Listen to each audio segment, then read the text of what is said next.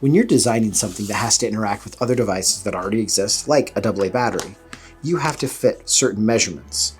So with the AA, you're supposed to have a length of around 49.5 millimeters and around 14.5 millimeters diameter. But also there's measurements for the button at the top, the positive terminal, and how much space is supposed to be available for the negative terminal at the bottom. When it comes to rechargeable batteries, I've actually had a lot of problems with specifically the button at the top being way too short. Also, when you design something, you're supposed to allow for tolerances, meaning the manufacturer of the other devices should expect it to be within a certain range because not everyone will make them the same way. And I think that's where the problem comes in, because the technical specifications for the tolerance for the button at the top is 1 to 5 millimeters. There's a 4 millimeter difference, and that's huge. If you're using something like this Paleblue headlamp, and that 1 millimeter button at the top could actually become a problem because the plastic here that holds the battery in place could be just long enough that it doesn't make contact. And with some of my nickel metal hydride rechargeable batteries and some of the really cheap toys that my kids have had, we've had to actually put tinfoil between the button and the positive connector on the device. But Paleblue has actually fallen pretty average in specs for all of these. The actual tolerance level for the length is 49.5 to about 50.5. So there's about a 1 millimeter variance.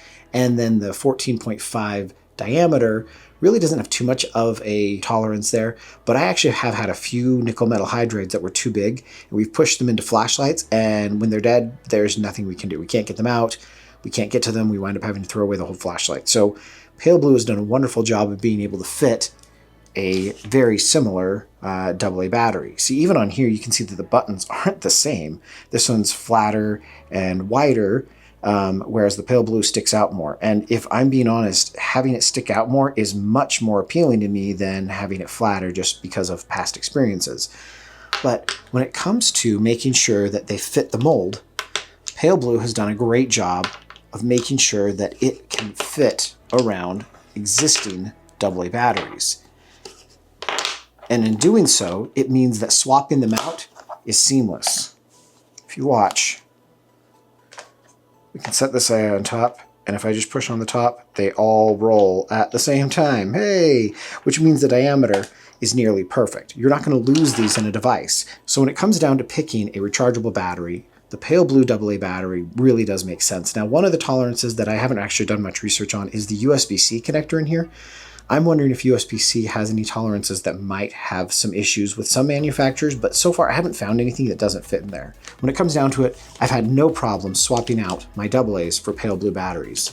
In fact, the other day I found a tool that I had used Paleblue batteries in and forgot about. I left it in the garage over all of the hot summer, pulled it out. It was actually below freezing when I pulled it out and tried it out, and it was still working, still held a charge. But even if it didn't, the Paleblues have that awesome feature where I could plug it in for 10 to 15 minutes, and it's going to look like it's a full alkaline battery at 1.5 volts.